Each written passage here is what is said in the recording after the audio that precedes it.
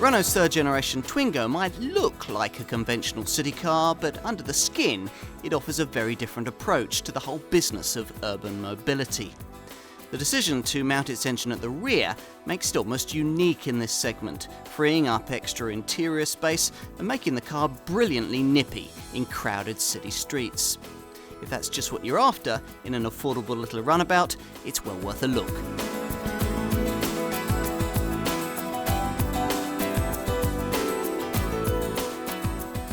City cars need to be short, spacious and manoeuvrable, and every designer worth their salt knows exactly how you achieve that, by putting the engine in the rear. Now that will give you a shorter bonnet, extra interior space and a turning circle like a London taxi. It'll give you a car like this, Renault's clever third generation Twingo. Yes, you heard that right. The engine's here in the boot, or more accurately, under the boot floor, exactly like a Porsche 911, or more pertinently in this case, the Smart for 2. Now, it's hardly a new concept sticking the oily bits back here. It was pretty popular as long ago as the 60s, when cars like the Hillman Imp and the Skoda 110 and the original versions of the Volkswagen Beetle and the Fiat 500 all sold in huge numbers with the engine slung out here at the rear. The modern era, though, has belonged to front-engine, front-wheel drive design. Manufacturers say that cars of this kind are safer and more spacious, but the real reason they favour them is that such vehicles are cheaper to produce. Only Daimler's dinky Smart brand beg to differ on the subject, proving at the turn of the century with the car that would become their two-seater for 2 model that the concept could still work in an up-to-the-minute urban runabout. Smart were convinced that the configuration could be made to work with a properly sized 4-seater city car too, and in 2008 they convinced Renault to join them in developing one.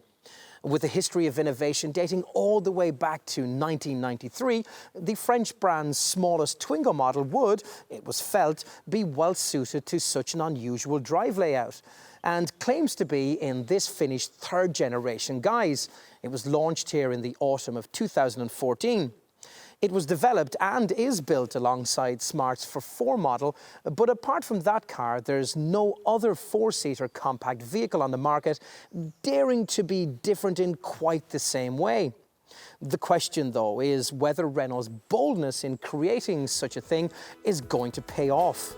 Let's find out.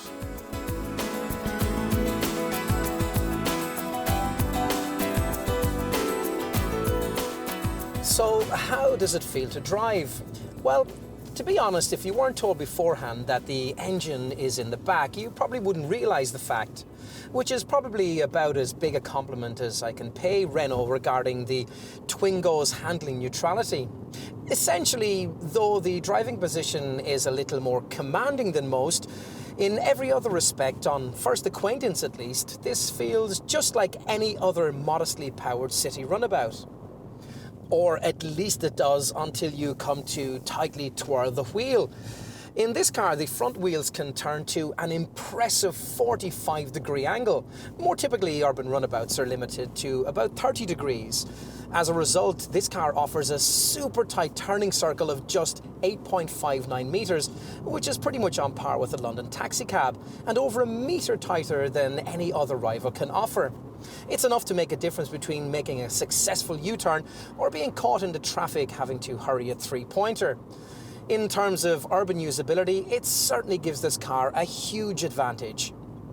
Slightly less endearing on city streets is the rather firm ride quality, which makes you wonder whether rear-engine layout has forced Renault into some compromises with damping. Now, the short wheelbase certainly wouldn't have helped here either. Still, large obstacles like speed humps don't upset the car too much, and the faster you go, the better the suspension copes. Not that you will be going that fast in a mainstream Twingo. Here I'm using the engine most buyers will opt for, the 70 PS 1-litre SCE petrol unit, 3 cylinders in size as is common in this segment. but offering a mere 91 newton meters of pulling power, which explains the distinctly leisurely performance. Renault quotes a 14.5 second 0 to 62 mile per hour sprint figure en route to 94 miles per hour. But to be frank, this car feels a bit slower than that. Maybe it's the longer gearing you get from a long throw gear lever that you might first think feels strangely old hat in such a modern vehicle. Before you then remember that it has to marshal a linkage going right to the back of the car, so it can be forgiven if it doesn't have a switch-like action. If you really can't face going quite that slowly and feel prepared to pay a little more for your Twingo, then your Renault salesperson will quickly direct you towards the other mainstream engine on offer, the TCE 90 PS unit. It too is a 3-cylinder, similarly sized petrol power plant, but here the addition of turbocharging makes quite a difference, upping pulling power by nearly 50% and improving the 0 to 62 miles per hour time to a more acceptable and probably more achievable 10.8 seconds, and that's en route to 103 miles per hour. Whichever engine you decide upon, you'll find that on the move there's a little more wind noise around the A-pillars and the mirrors than you might expect, though it is possible you simply notice that more because there's no engine sound coming from the front. On twisty roads, the light steering that you'll value so much around town lacks a bit of feel.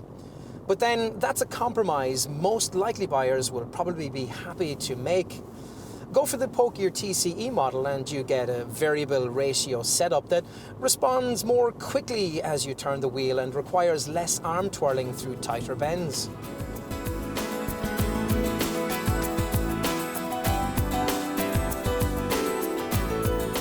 Like me, you might think of a typical modern city car as being a pretty space-efficient thing. Then you come to this Mark III model Twingo and realise just how much more is possible. Here's a design so different from its conventional predecessor that you might wonder if a couple of generations have been skipped while you weren't looking. Now, outside it's 10 centimetres shorter than before, yet somehow inside it's 33 centimetres longer. Now, the bonnet's tiny and the turning circle's tighter than that of a taxi. Such are the benefits of Renault's decision to put the engine in the rear. Being rear engine defines this 3.5 metre long car in other ways too, with no oily bits at the pointy end. The front wheels can be pushed right out to the corners, which improves stability, as well as increasing cabin space to such an extent that the interior of this Twingo is virtually as big as that of a Renault Clio Super Mini from the next class up. As a result, some have hailed this as the most significant small runabout that we've seen since the original Mini. You certainly wouldn't guess that on first acquaintance with this car if you approached the thing unfamiliar with the thinking behind its development. The styling is, after all, friendly but unremarkable, with wide upper and lower front grilles, the higher one housing the large Renault Diamond logo, flanked by headlights that are topped with indicators and supposed to resemble eyelids, and daytime running lights in the form of 4 luminous points. In profile, wide side protectors adorned with Twingo lettering guard against scratches in parking areas, while hidden rear door handles aim to give this car a coupe-like appearance. At the rear, wide shoulders which stretch from the sides are supposed to be a throwback to the Renault's old 5-turbo hot hatch, and a wide glass tailgate neatly integrates with the rear lights, stretching down to bumper level in the area where the engine is housed. Ah yes, that engine. We keep coming back to it, don't we? Its rear-mounted placement does, after all, define almost everything about this Twingo. The French maker isn't, of course, the first to put forward the concept of this configuration in a city car. The rival Volkswagen Up was also originally designed that way before the German manufacturer got cold feet at the last minute, worrying about just how expensive it would be to build in that format. Renault has got around that problem by sharing its development cost with Daimler's Smart brand, whose resulting 4 model rolls down the same Slovenian production line as this Twingo. Cutting costs, though, was just one of the issues the two companies had to overcome in perfecting a 4-seater city car design with the engine slung out the back. Some potential buyers than you would worry about the safety and stability of a little hatch that was so configured. And virtually all likely buyers would probably assume that relocating the power source to the boot would severely compromise luggage space. In answer to these issues, the engineers have been ingenious, primarily in mounting the engine at a 49-degree angle. Now, that not only stops it intruding into the cargo area, but also means that in a rear-end collision, the mechanicals will be pushed beneath the passenger cell. Of course, making all of that work meant a fundamental redesign for the three-cylinder petrol units Renault had in mind for this car. It's been worth the effort, though, for the result is a powertrain placement so unobtrusive that this car actually has more interior space than its front-engine predecessor, rather than less, and 12 centimetres of extra wheelbase too. For proof of that, you've only to lift the glass tailgate. In this case, if you were wondering, is the only available area for luggage storage. What room there is beneath the bonnet is taken up by a combination of radiator, fluid reserves and crash structure. And just as well then that it's remarkably roomy back here. Yes, the boot floor is quite high because the engine sits beneath it, but there's 188 litres of space on offer, or as much as 219 litres if you tilt the rear seat backs forward to their 90-degree angled cargo position.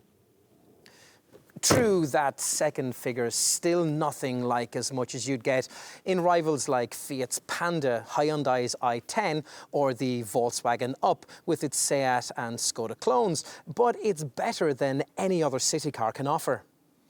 Where this Twingo really does have an advantage, though, is when you push forward the rear bench, here split 50-50.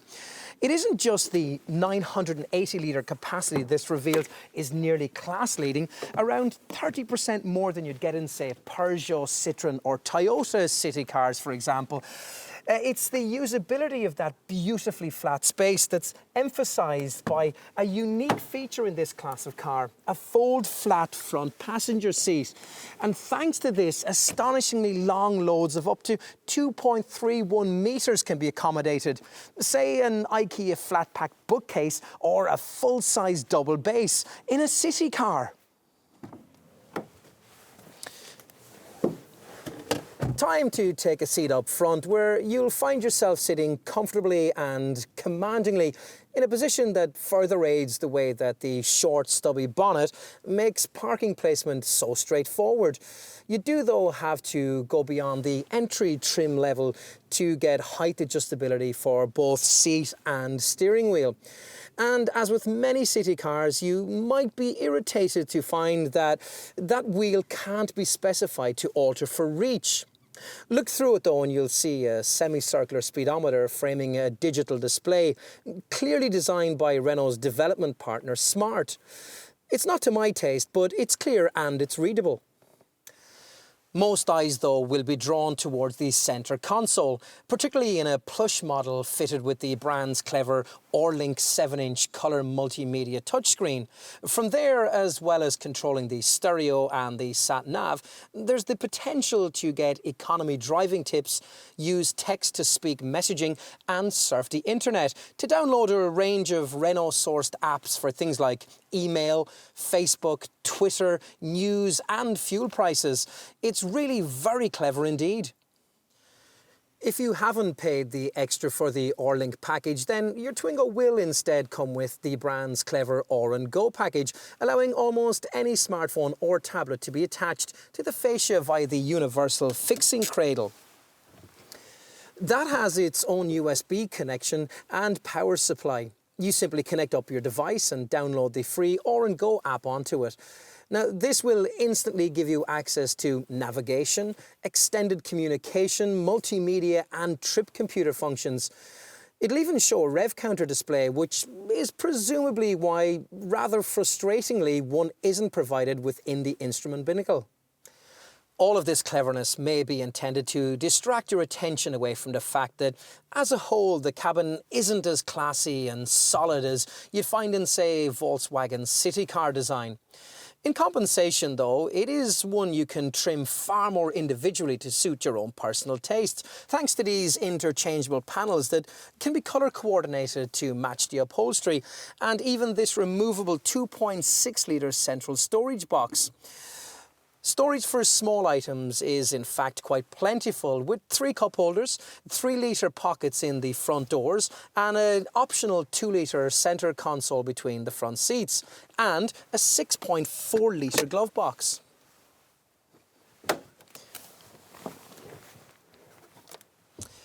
Here at the back, plusher versions get a further 2.9 litre pockets in each rear door, and there's the option of nets that'll hold stuff in place in a 29 litre space you'll find under the rear seats. But what's it like if you're going to be sitting back here for any length of time? Well, for a start, there's only space for 2 people. Some city cars, Fiat's Panda for example, offer the option of a 3rd seatbelt, so 3 small children could be carried if necessary. But Renault doesn't. On the subject of your kids, they might find it a bit annoying to find that here, as with some other models in this class, you don't get proper wind-up windows, just these opening flaps. Having said all of that, there are important pluses to consider in terms of what's provided back here. For a start, access through the wide doors is very good. Yes, I do miss the sliding rear bench the Mark II model used to offer, but to some extent you no longer need it because thanks to a 13.6 centimetre increase in rear knee room, there's significantly more leg space than I was expecting. Provided you don't order the electric panoramic folding sunroof I have here, headroom is pretty good too.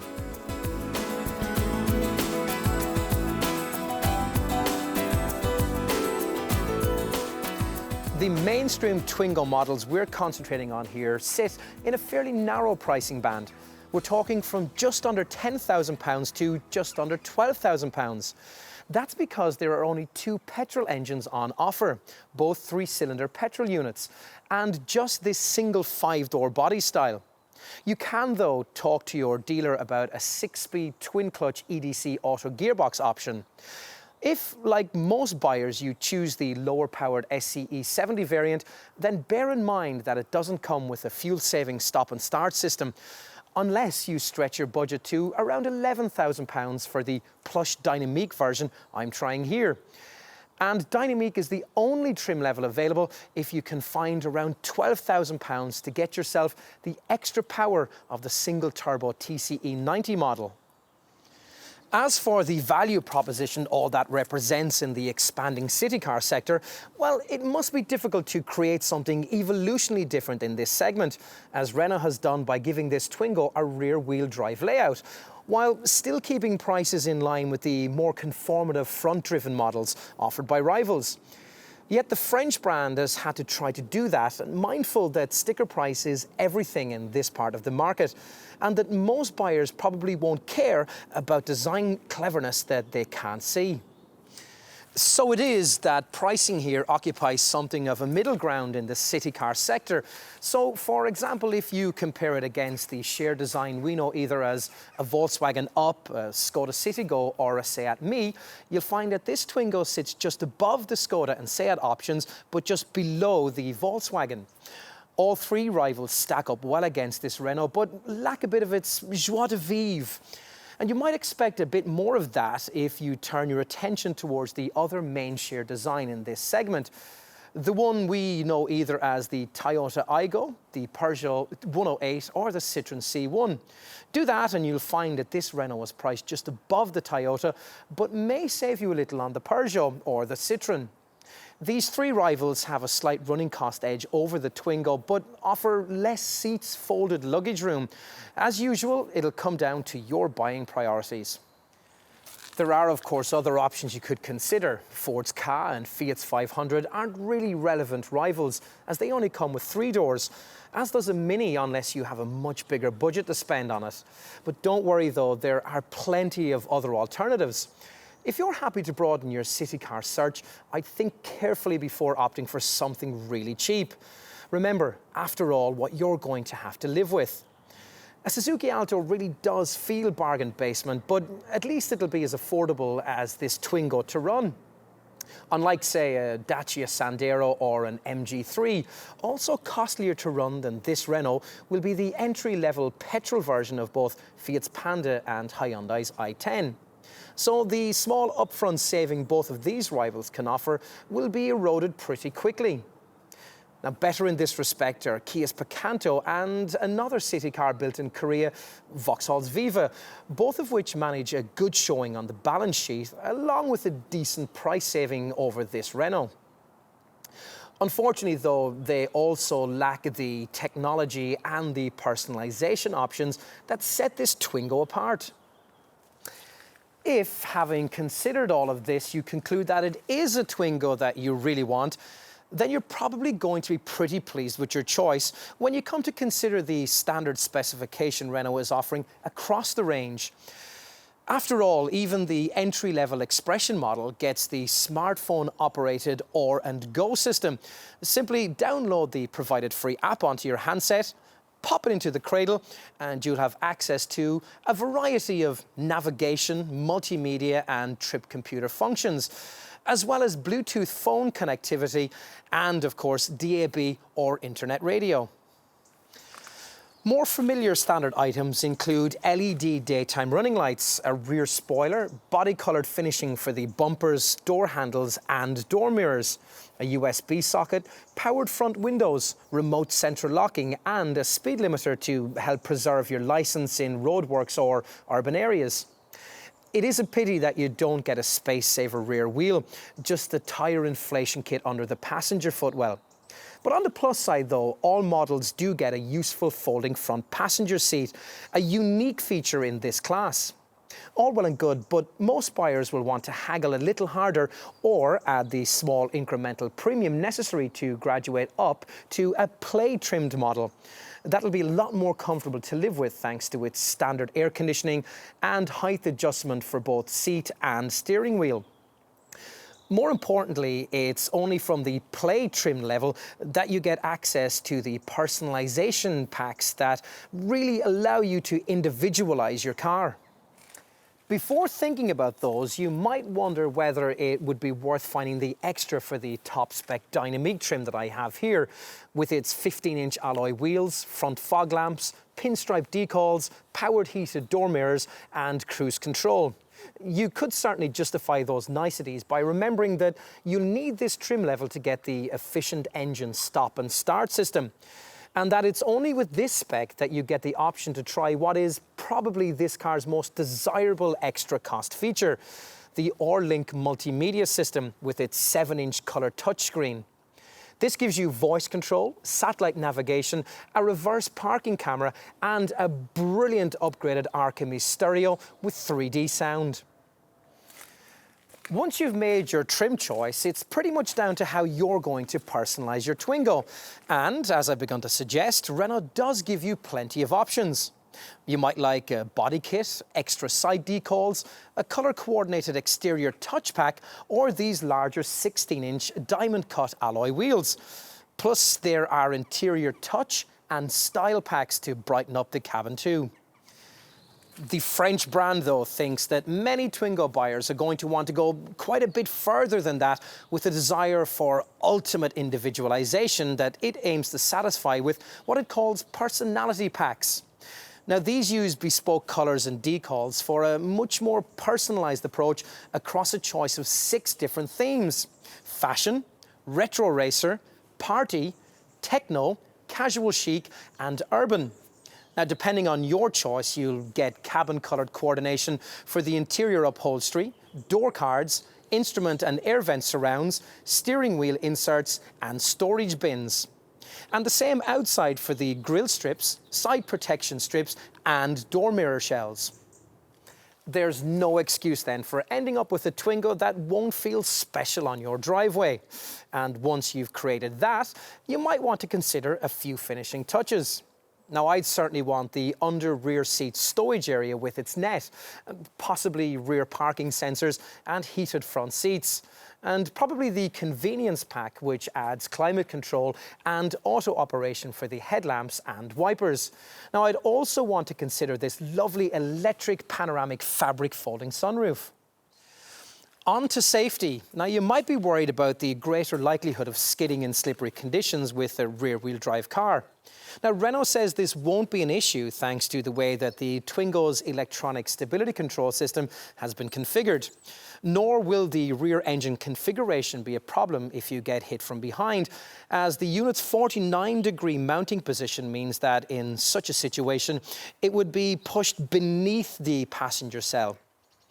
Another Twingo design touch is the use of polymer in the bonnet and the front wings to provide better protection for pedestrians. As for more conventional safety considerations, well, you don't get curtain airbags. Perhaps one of the reasons why this car's Euro NCAP safety showing was restricted to a 4-star result. Twin front and side airbags are included across the range though, along with the usual electronic assistance for braking and traction control. There's also a tyre pressure monitoring system and HSA Hill Start Assist to stop you from drifting backwards on uphill junctions. ISOFIX child seat attachments are standard in the rear, and there's also an option of an extra one in the front passenger seat. Top dynamic models also add a lane departure warning system to stop dozy drivers from veering out of their lanes on the highway.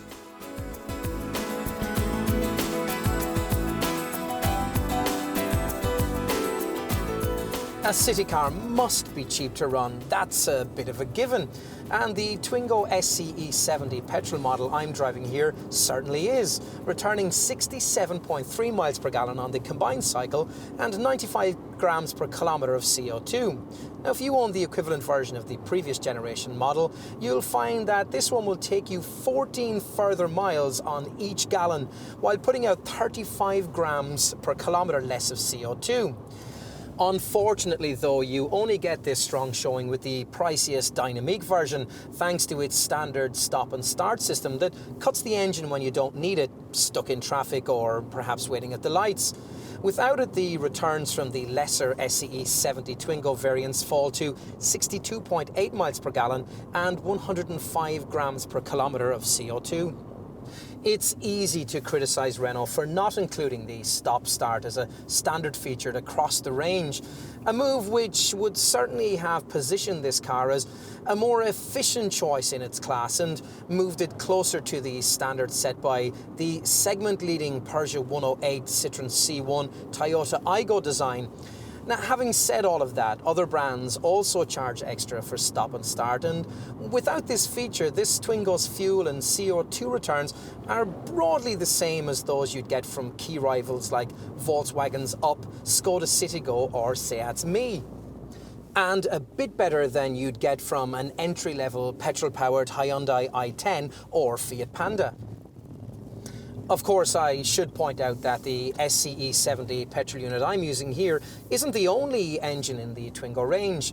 There's also a pokier TCE 90 petrol variant, which comes with premium pricing that does guarantee stop and start.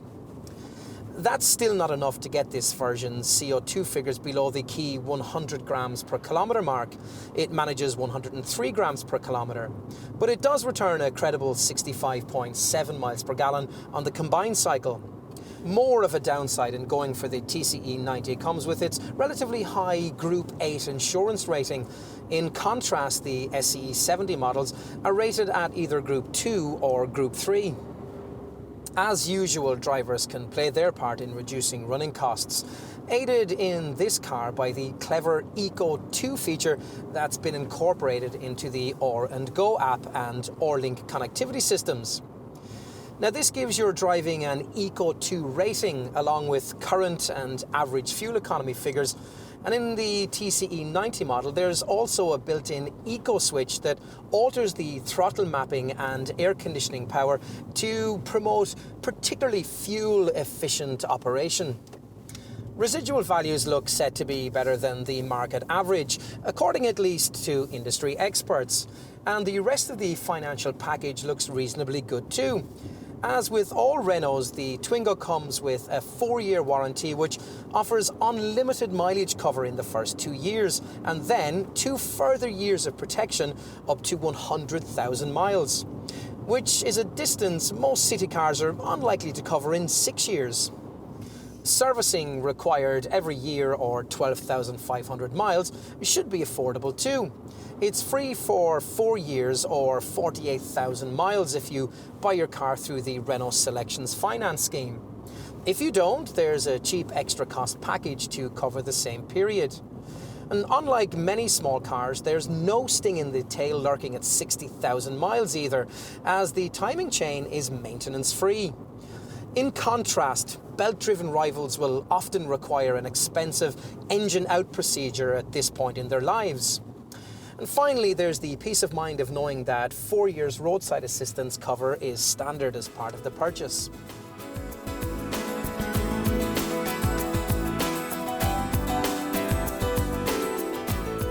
It's good to see Renault once again willing to do things a little differently.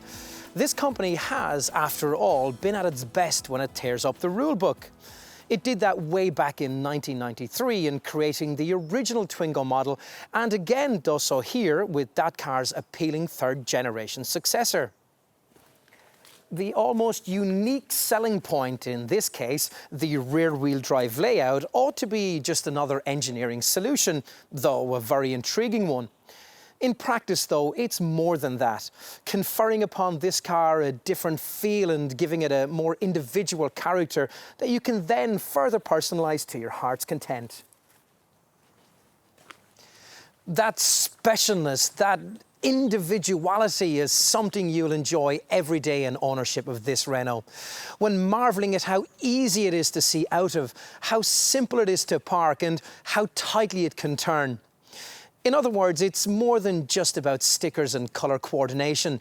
The technology's supremely user-friendly too, smartphone savvy right across the range. And in summary, well, it's true that some rivals might be cheaper or slightly more efficient or a little better built.